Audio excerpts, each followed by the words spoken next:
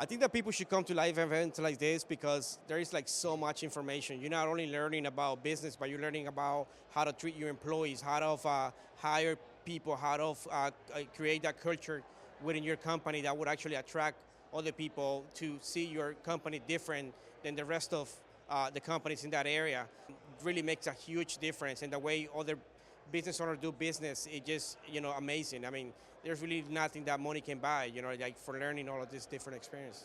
Just coming to this event just make you realize how many things can be improved or how many things you can do differently in your business.